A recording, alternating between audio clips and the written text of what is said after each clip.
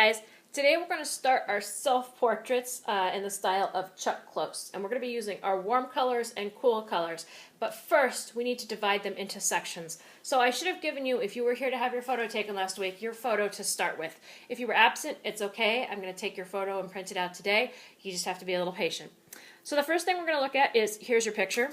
And instead of measuring this out, I'm going to make it really easy for you. We're just going to line up your ruler with the very edge of the paper all the way from the top to the bottom, so that edge is lined up with their paper. And then you're going to take your pencil on the other side and just draw a line like that. And you're going to keep repeating this step. You're going to line up the edge of your ruler with that line you just drew right along here. And then you're going to draw another line.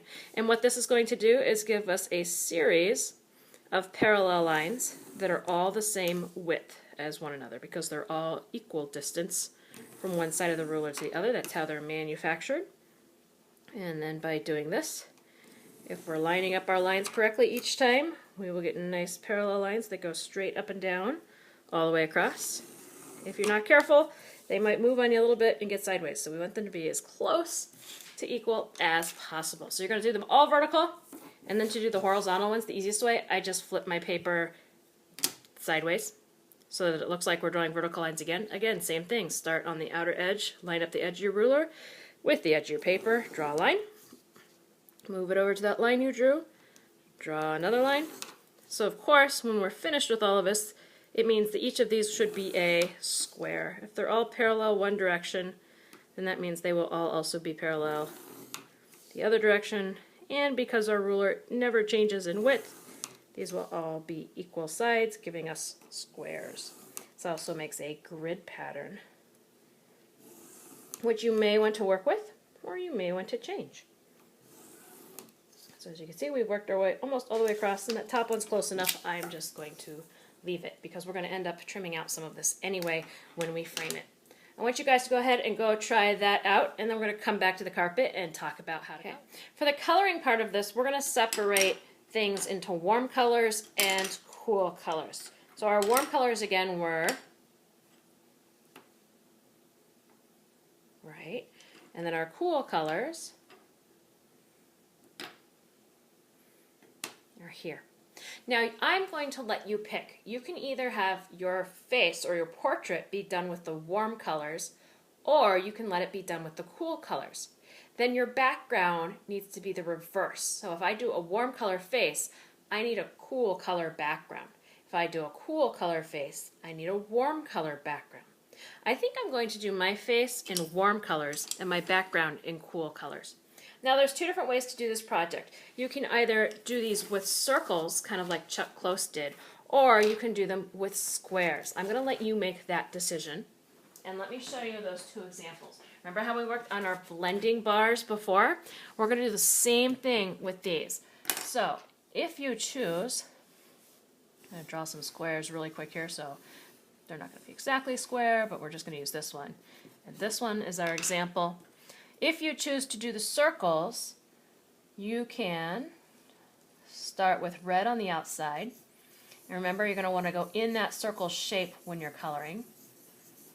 And I'm going to start darkest on the outside, just like on our circle bar we started darkest on the edge. And it's going to go a little lighter as I move in. Okay. Then I'm going to switch to my orange to pick up in here.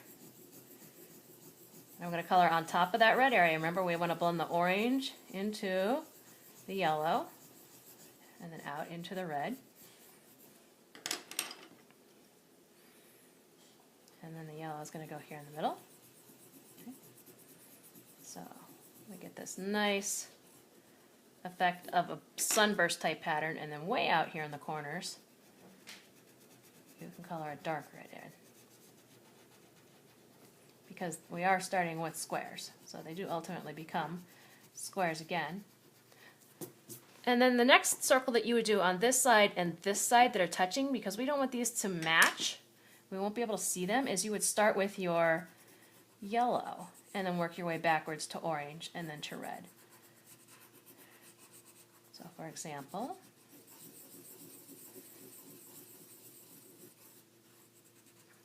to there. And then go really gentle and light with my orange, which is really hard to do, but is indeed possible with some practice. Sometimes it helps to start your middle with red, really heavy and dark, and then work your way out lighter into the orange area. And that gives you a feel for how much orange you can add in.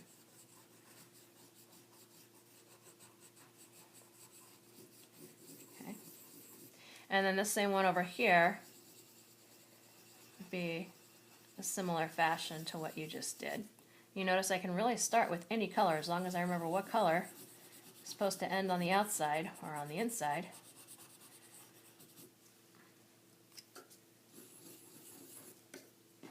And with this alternating pattern, it means that we can keep seeing the colors that are inside of each individual square. They don't get lost with one another. Okay, kind of like that. Now, that's the way that you do the circular ones.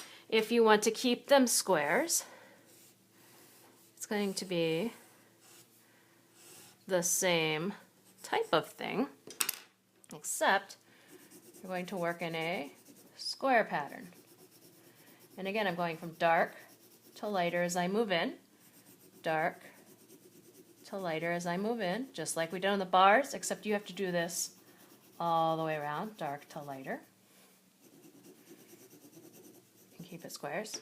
So that would be my purple, which then fades into my blue.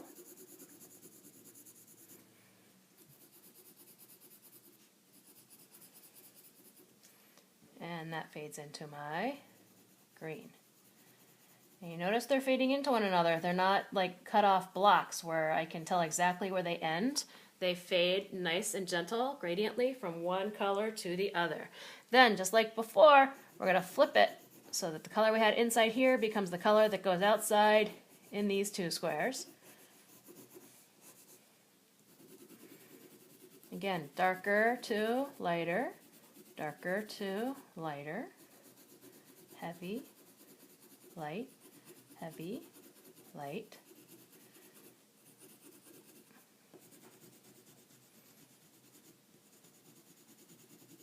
Like that. And then we swap to the blue, gently blending in some of the blue into the green, and then into the white area where it's going to blend into our purple.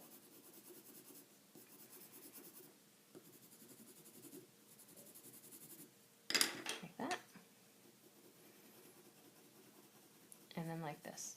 And if your purple really seems a lot darker and boxy looking, then of course the easy answer is go back in with a little bit more blue around it and fade it out a little bit.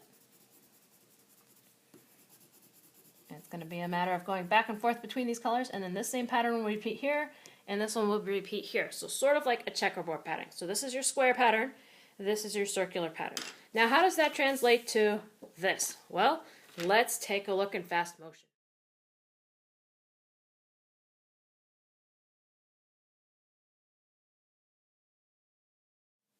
Now some of you are probably wondering why I did this. This was to help me remember which squares this particular color pattern is going to go into. Remember we went that checkerboard pattern, switching between starting red in the center and starting yellow in the center. So I just filled in my every other space red in the center first. Some things to be aware of. We can only color in ourselves, or for me, when I chose to do my portrait in warm colors, inside my warm colors. So for example, here I'm going to have a cool background and then a warm color on this side. So I can only start this circle and keep this circle warm on my skin. I can't do it out here on the other side because that's going to become a cool color. Same thing applies to up here on the edge of my forehead. I had to stop right here because all of this is going to be a cool color. Let's continue.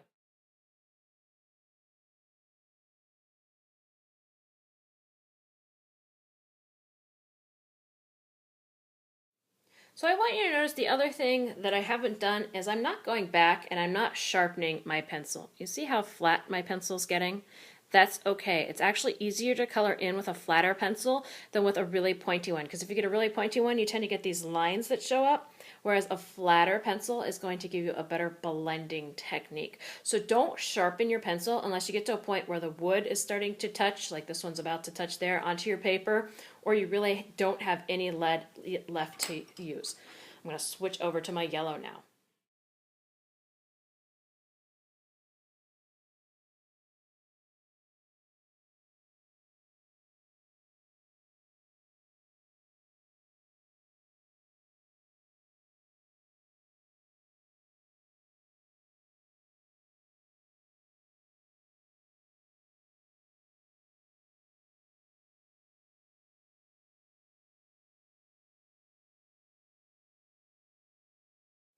So now I'm going to flip and I'm going to do the opposites. I'm going to start with my yellows in the center and then work my way out to orange. And you see it kind of gets like a gray hazy color. That's because of the ink that's on there from the printer. And then my outside edge on this one's going to be red. So you guys are getting the idea of how this works.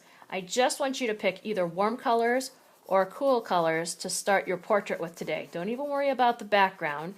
Just figure out which one you're going to start working on today for your face and start filling in those colors. Okay, go ahead and work on that.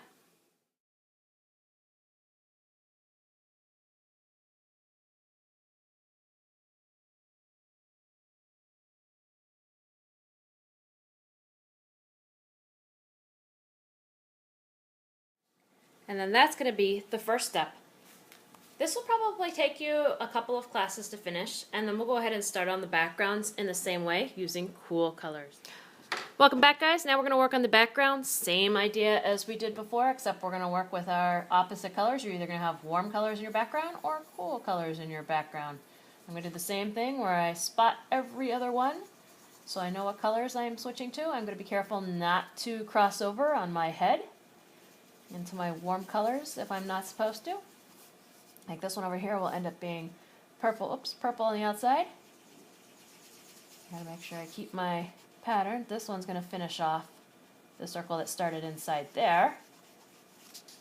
Yep. And then this one over here. And you guys get the picture. So we'll speed this up for you again.